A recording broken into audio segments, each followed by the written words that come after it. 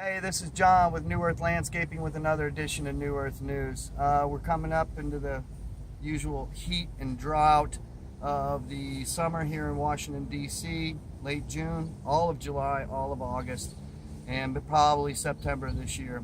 And what we're seeing a lot of during this time of year is this is when the Dichondra, which is a very invasive species of plant into turf, starts rearing its ugly head. If you've never seen Dichondra, this is it. Looks like a spade almost. So it looks like a spade, and it'll come up in little bunches all over. And this is a tuber type plant, so it'll shoot here and it'll pop up over there, and it'll shoot there and pop up. So it'll start popping everywhere.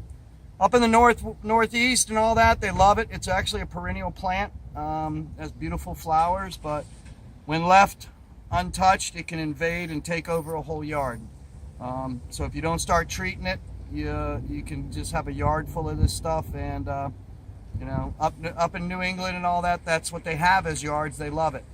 Down here where we're at, most people like their nice fescue yards that they've invested money in. So getting rid of this, it's kind of hard. You need a product that has 2,4-D and dicamba. Dicamba, we have found through the years, really treats this good. It kills it all the way through to the root and gets rid of it. Usually takes about 3 or 4 treatments, and you have to be careful applying in the heat because you can burn the turf. So normally we'll take a 1-gallon sprayer and specifically spot spray exactly where the where the leaf of the plant is. When you get a whole swath like this, it's kind of hard not to get it on the grass. You might see a little bit of burning, but just make sure if you're spraying this, Ortho Weed Be Gone if you're a regular homeowner.